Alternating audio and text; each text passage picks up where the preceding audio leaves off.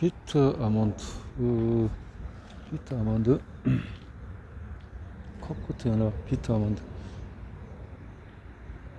비트 아몬드.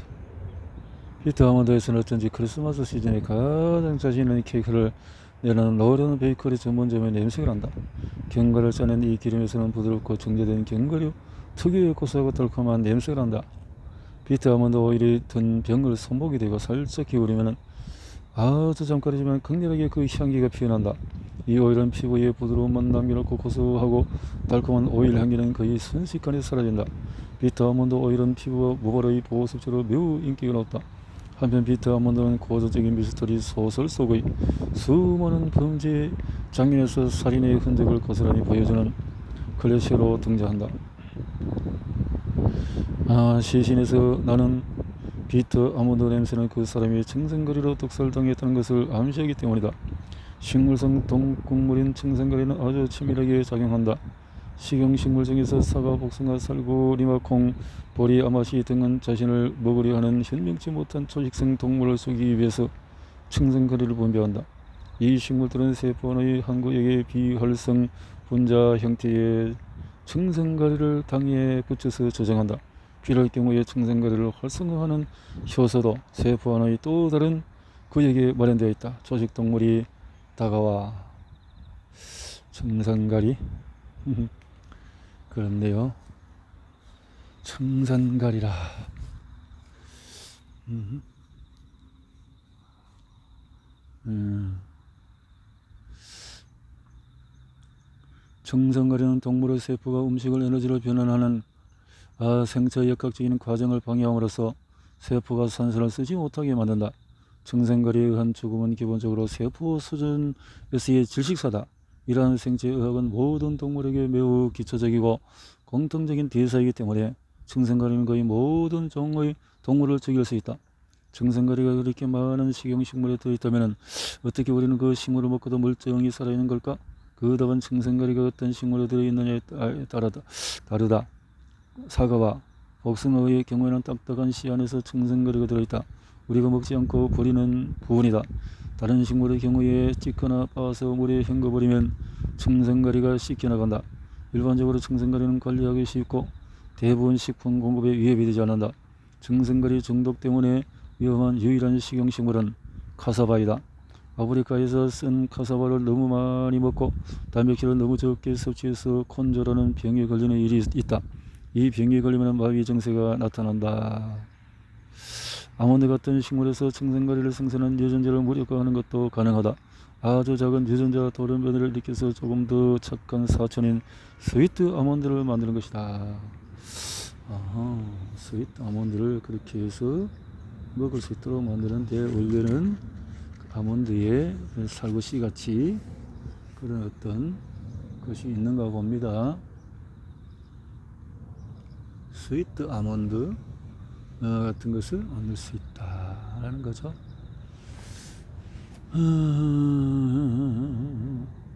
그래서 정말 우습게도 독극물 중에서 많은 것이 아주 좋은 냄새를 풍기다.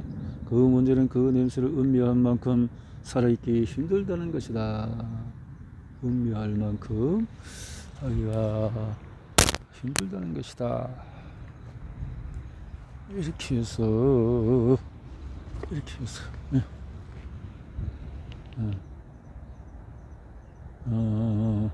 천전 독극물들도 향기를 내본다. 어떤 독극물은 독성이 유난히 강하다. 흰동물 푸른 가지과에 속하는 식물로 트럼펫 모양의 아름다운 꽃을 피운다. 잎에서 고약한 냄새가 나지만 꽃에서는 취할 정도로 달콤한 냄새가 난다.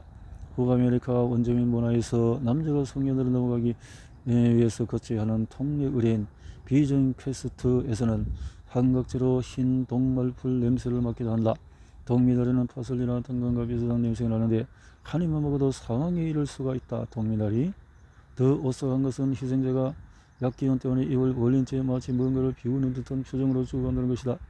벨라돈나도 잎에서 아주 쓰고 독한 냄새가 나지만 그 열매에서 설익은 토마토 냄새가 난다. 죽음에 빠져들며 초록색 토마토 넝쿨 아래서 몸을 비트는 누군가를 생각해보라. 비트 아몬드 오일은 역설적이지만은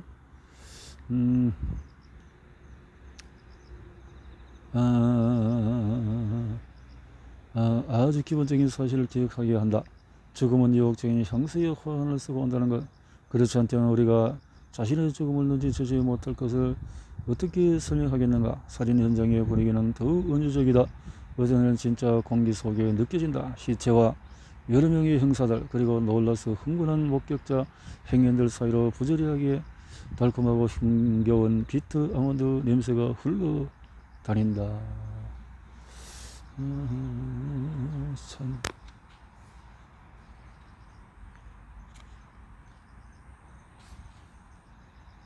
시나몬 냄새를 맡으면 얼얼하다. 마치 생생하게 살아있는 듯한 그 냄새는 전기가 흐르는 전선길에 마주 부딪혔을 때 튀는 불꽃과도 같다. 다른 종류는 몰라도 내가 들고 있는 실론산 시나몬 가루는 그렇다. 시나몬 가루가 묵직하게 들어있는 지퍼백 입구를 열면 톤이 미세하게 다른 수없이 많은 색깔의 향이 퍼져나온다. 시나몬 냄새는 저절로 파블로프 조건 반사를 일으킨다. 과학자들이 이 냄새에 대해서 더 자세히 연구하지 않은 것이 이상하다. 이 시나몬 냄새는 익숙하고 즐거운 추억들을 연상시킨다. 추운 계절, 아늑함, 맛있는 쿠키, 할머니, 크리스마스, 완전한 휴식. 이처럼 시나몬 냄새는 우리에게 너무나 익숙해서 그 냄새에 대해서 모르는 게 없을 것 같다. 흥미로운 사실 몇 가지만 먼저 이야기해보자. 시나몬은 나무에서 얻는다. 정확히 어떤 나무의 껍질이다. 로마인은 시나몬을 먹지 않고 태워서 향을 즐겼다. 시나몬 스틱은 을기스의 일종인 녹나무의 부드러운 안쪽 껍질을 말린 것이다. 녹나무는 스리랑카가 원산지이지만 베트남, 인도네시아, 중국에도 분포한다. 먼저 싱싱한 가지를 잘라내어서 손질한 다음에 실내에서 발효시킨다. 그리고 장가지와 그 껍질을 제거해서 안쪽 껍질을 드러낸다. 그 껍질을 제거한 녹나무 가지를 황동 블록으로 문질러 안쪽 껍질의 조직을 부드럽게 하고 남아있는 장가지의 흔적을 제거한다. 그리고 코카스터라고 불리는 반달 모양의 칼로 시나몬 껍질을 벗겨낸다. 벗겨진 시나몬 껍질은 돌돌 말리면서 원통 모양의 막대기처럼 된다. 이 상태의 시나몬 스틱을 며칠 동안 건조한다. 이 막대기를 아주 고운 가루로 빻을 수 있고 여기서 에센셜 오일을 추출할 수도 있다.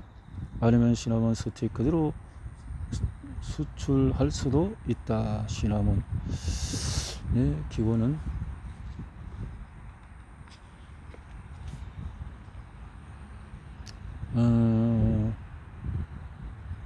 5세기인 그리스 역사가 헤로도토스에 따르면 아라비아에서는 거대한 시나몬새 불사조를 올린다. 시나몬 스틱을 불어다가 둥지를 짓는데 그 둥지가 대개 사람은 접근할 수 없는 깎아지른 절벽이었다. 아랍인들은 시나몬을 얻기 위해서 쇠고기 덩어리를 시나몬 새의 둥지 근처 맨 땅에 던져두었다. 고기에 욕심이 난 시나몬 새가 땅으로 내려앉아서 발톱에 그 고기를 움켜쥔 채 다시 둥지로 돌아가니 무거운 고기 덩어리 때문에 둥지가 부서지면서 시나몬 스틱이 땅바닥에 떨어졌다. 향신료 상인들은 그 자리로 달려들었고 고기를 먹느라 정신이 없는 거대한 새의 그림자 밑에서 재빨리 시나몬 스틱을 주워 모았다. 헤로도토스로부터 약 100년 후 식물학의 아버지라고 불리는 테오프라스토스는 시나몬 채취꾼들이 일하는 과정을 다음과 같이 묘사했다.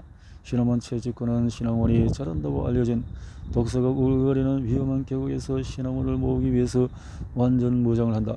시나몬은 우선 냄새 덕분에 존재감을 얻었다.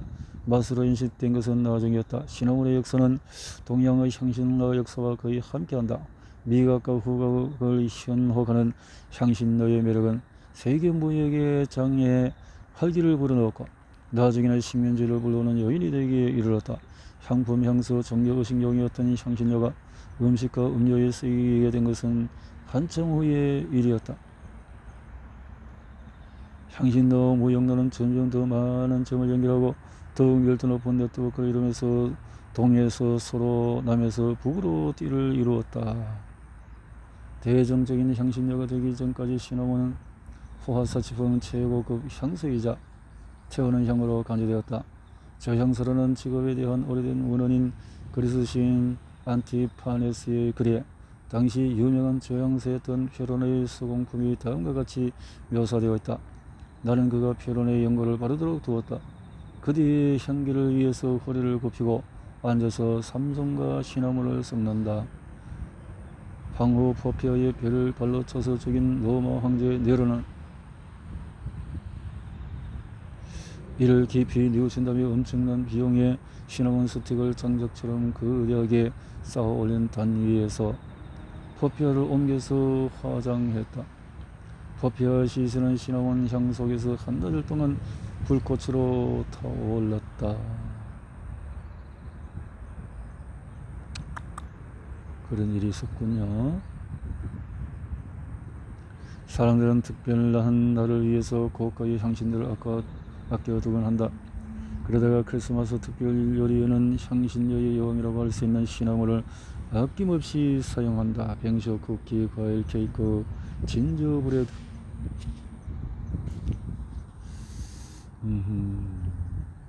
닭밀로 단맛을 낸 모든 먹거리까지 이런 모든 요리에 중세 유럽 요리의 흔적이 남아있다. 우리가 명절과 축일에 맛보는 시나몬은 사실 시나몬이 아니라 시나몬의 친척인 아카시아다. 둘 사이는 몇 가지 차이점이 있다. 우선 진짜 시나몬은 연한 황금빛을 띈다. 시나몬 스틱은 연하고 한쪽 방향으로만 말린다. 냄새도 순하고 여운이 길며 부드럽다. 카시아는 모든 면에서 더 질기고 딱딱하며 거칠다. 그렇군요. 또 약한 독성을 띤 쿠마린이 들어있다. 시나몬에는 들어있지 않은 성분이다. 시나몬을 좋아하는 사람 중에는 베이킹에는 진짜 시나몬을 쓰고 고기 요리와 음식을 하는 데는 카시아를 쓰는 사람도 있다.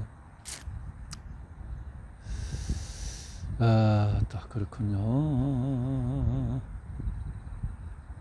중세 베네딕트 수도의 서적이자 아프리카 출신의 수도성이었던 콘스탄티누스는 아랍의 철학서와 과학서를 라틴어로 번역하면서 로마 제국의 몰락 이후에 유럽인이 잊고 있었던 학문의 기준을 엄격하게 재정립했는데 유럽인의 지성에 지대한 공헌을 했음에도 기껏해야 중세의 성 지침서 성적 교합에 관하여 저자로만 알려진 그는 이 책에서 시나몬을 최고의 약으로 추천하면서 의학적인 효능을 가진 향신료 제조법을 소개했다.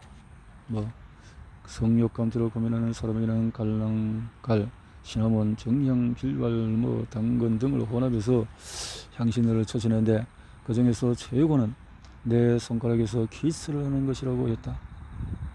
15세기 아랍의 성지침서 향기의 정원 저자 무하마드 알레프자위는 남성이 시나몬, 생강, 쿠베브, 파이레더의 혼합물을 입으로 씹는 동시에 이렇게 향을 가지고 여성을 만족스럽게 만들 수 있다고. 신혼부부들은 초혈을 지르기 전에 포도주, 우유, 달걀, 노른 설탕, 시나몬 6등으로 섞어서 코셋이라는 음료를 마셨다. 시나몬은 이런 향신료다. 덧붙이면은 이 향은 추운 계절에 신체적으로 정서적으로 우리를 따뜻하게 해줄 뿐만 아니라 이불 속을 후끈 늙어지는 역할까지도 한다.